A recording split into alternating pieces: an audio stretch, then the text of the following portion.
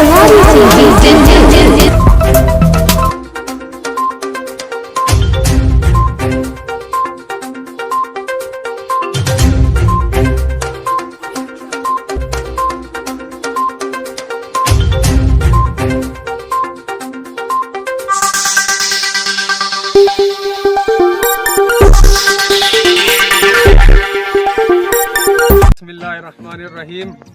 साईं मां ॻाल्हायां थो कमरदीन बंगुलाणी ठुल बी सेक्शन थाणे जे हद मां। असांजो जेको आहे त ही नंढड़ा ॿार ऐं क़ुरान पाक खणी असां एहतिजाज कयूं था पिया त असांजो SSP जेकमाबाद ऐं DIG लालकाणू IG सिंध खे असांजो इहो गुज़ारिश आहे त असां सां इंसाफ़ कयो वञे, छो त फतेह अली बंगुलाणी ऐं शेर बंगुलाणीअ जो तक़रीबन 7-8 सालनि खां वठी झेड़ो हले थो पियो वाह जे मथां।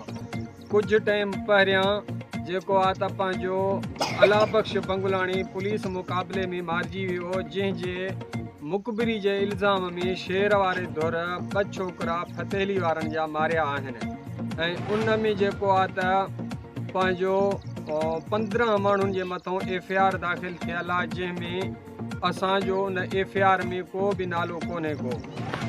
उन खां बावजूद असांखे फतेह अली, बख्त अली ऐं सामाणो, गुलशेर ऐं हाफ़िज़ सादिक वारा चवनि था पिया त हाणे तव्हां हितां लॾे वञो, न त तव्हांजो जेको आहे त नामालूम में FIR में नालो खोलराईंदासूं।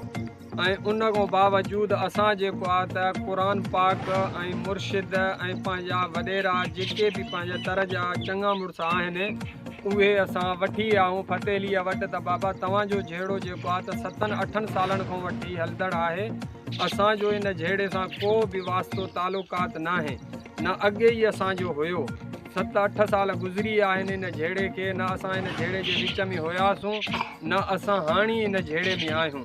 उहो फतेह अलीअ जो झेड़ो ऐं शेर जो झेड़ो उहो पाण में पाण ॼाणनि, असांजो को बि वास्तो कोन्हे को। असांजो अञा बि रुपियो रस्तो वाट फतेह अली जे धुर सां आहे, शेर जे धुर सां कोन्हे को। हाणे असांखे धमकियूं चवराइनि था पिया त तव्हां हितां लॾे वञो, न त जेको आहे त तव्हांजे मथां FIR करे ऐं कूड़ा केस करे तव्हांखे असां अंदरि कराईंदासूं, छो त असां 2 भाइर आहियूं, हिकु मां आहियां, ॿियो मुंहिंजो भाउ आहे नंढो पीर बख्श। असां सरदार मीर महबूब अली ख़ान बिजाराणी खे ऐं पंहिंजो मीर जहांगीर ख़ान बंगुलाणी खे बि असां इतला ॾिनो आहे त बाबा असांजो इन झेड़े सां को बि तालुकात, को बि वास्तो कोन्हे, छो त इहो झेड़ो तक़रीबन 7-8 सालनि खां वठी हलंदड़ आहे। असांजो अॼु ॾींहं तो ई भले असांजी जांच कयो वञे त असां इन झेड़े में न अॻे हुयासीं, न असां हाणे इन झेड़े में आहियूं, छो त असांजे मथां अॼु ॾींहं तो ई का बि न NC दाख़िल आहे, न काई FIR दाख़िल आहे। बाक़ी असांजो हद जे ऑफिसरनि खे इहो ई असांजो दरख़्वास्त आहे त असां पूरा केस दाख़िल न थिया वञनि।